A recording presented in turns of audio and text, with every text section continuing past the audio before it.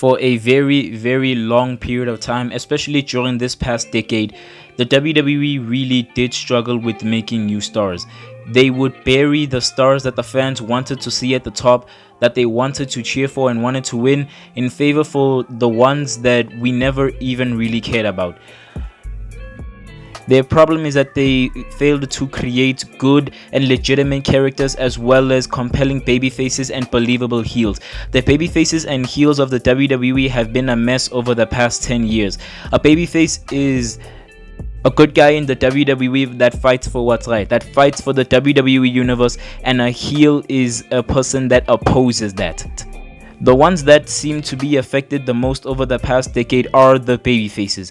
The faces of the WWE have really been bad over the last 10 past years now to this point, because WWE just don't know how to create good and legitimate and yet believable babyfaces. They give chances and opportunities to people that they think deserve to be at the top, the people that they think deserve to be good guys and need to be cheered by the fans.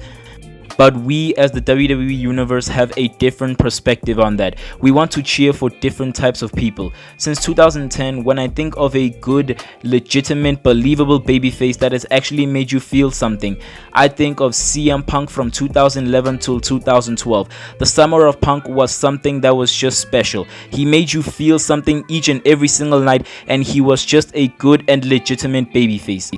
I know he was originally supposed to be a heel going up against the top face of the company, John Cena, but the dude was just so lovable. He was such a believable character that you could not help but cheer him.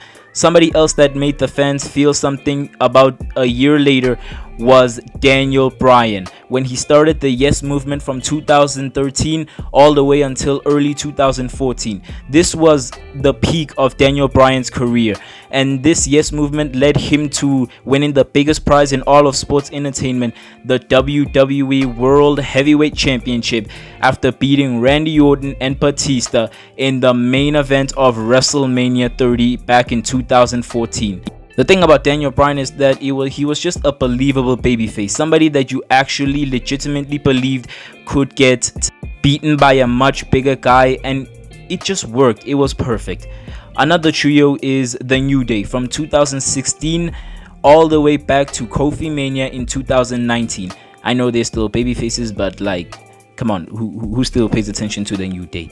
Seth Rollins in 2018 was a perfect fit for what you could call a babyface. He took the Intercontinental Championship at WrestleMania 34 of that year, and he has been on a roller coaster ride until he turned heel in late 2019 after the fans refused to acknowledge him for having won the Universal Championship back at WrestleMania 35 in 2019 against Brock Lesnar. And yeah, that's just about all the people that I can think about, among others, but those are the ones that made a very, very important impact. When WWE forced the fans to like someone, that's where the characters seem to fail the most. But the moment that they listen to the fans and give them what they want, that is when it begins to run. The gimmick or character really begins to kick off, because they are listening to the people that actually watch the program, that actually watch the product, which is us. Examples of when they finally listen to the fans, I'm gonna mention it again, is the Yes movement and the championship reign of Daniel Bryan back in 2014. Becky Lynch, who finally turned heel against Charlotte Flair at SummerSlam 2018.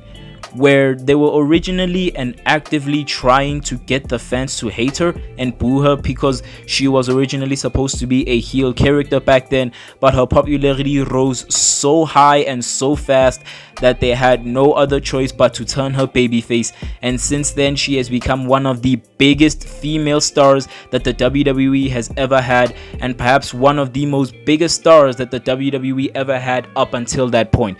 Her popularity was just insane. And finally, back in 2011, in late 2011, the cult of personality leader CM Punk.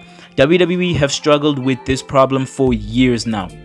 They don't listen to the fans and end up burying someone that we actually really care about. Something that the NXT Black and Gold brand never had much trouble with in terms of making names and creating new stars.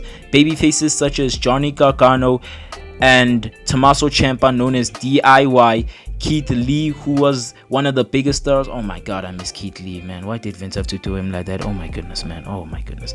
Dominic Dijakovic, I'm not sure if he was a babyface, but I'm just going to include him in this list because I need somebody to mention. And finally, Ricochet, among many others. However, as more of the years go by, especially lately, WWE has gotten a much better idea on who the fans want or not. They have a good understanding on who to make face and who to make heel, depending on how the fans react to them in the ring. Some of the hottest baby faces today are hot only because WWE finally listened to the fans when they started to make some noise. The past 2 years has been the best in the history of any babyface.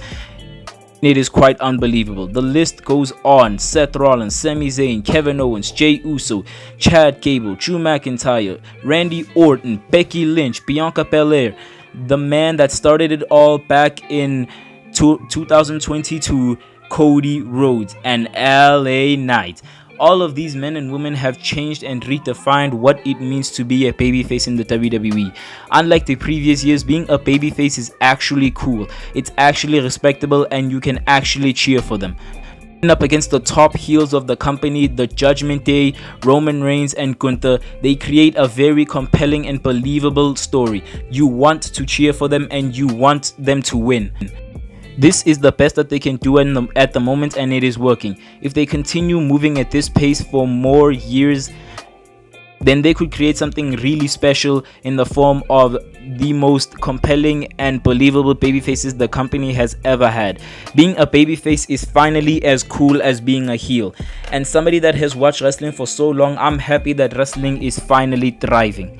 In a time where WWE needed a babyface in order to match its biggest heel at the time, Roman Reigns, Cody Rhodes finally stepped up and he brought everybody else up with him.